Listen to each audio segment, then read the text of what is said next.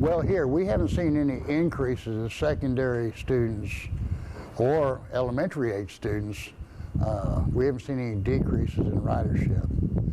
We're seeing a pretty consistent ridership normally that we've experienced the last few years.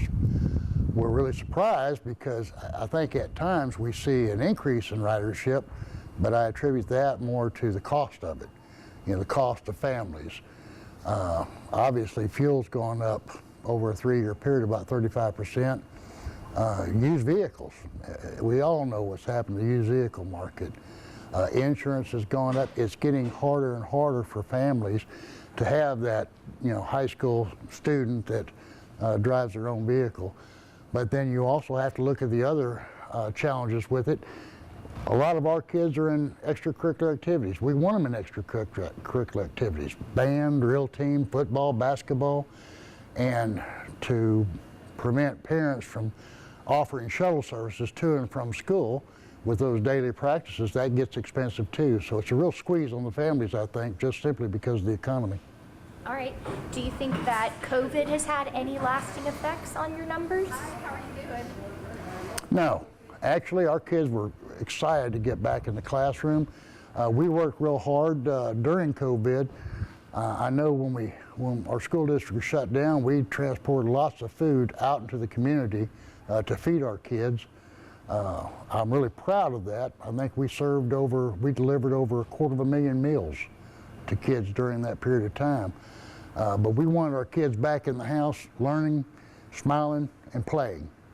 Absolutely. Just about in that order.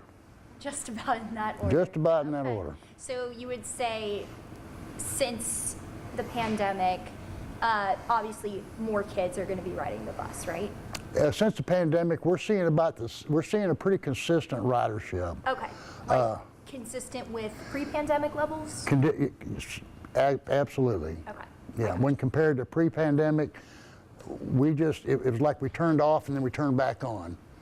But when we turned back on with a vengeance because we had lots of time to make up for. We missed our kids missed us. They missed a lot in the classroom. We had a lot of hard work to do. Absolutely. Can you give me any of the numbers in terms of how many students are in the district and then how many on average are riding the bus on a daily basis? I would estimate it about 4,400 kids across the district. I'm going to say we've got around 2,000 kids riding. Okay. But that's pretty consistent with what we've done since 2016. Okay. Do you think Pine Tree being a smaller district has an effect on your ridership? Smaller district with regard to being 4A now? No, I think smaller district being 25 square miles makes a big difference. Because we offer transportation on this side of town by Birch Elementary across the street from Birch. Well, it doesn't make much sense for kids to board the bus and enjoy a 45-minute bus ride when they can simply get in mom's car, drop off on the way to work. It makes more sense to do that than to board one of our buses, but we're compact, we're small. I gotcha. Our outlying areas, we've got lots of ridership on our outlying areas.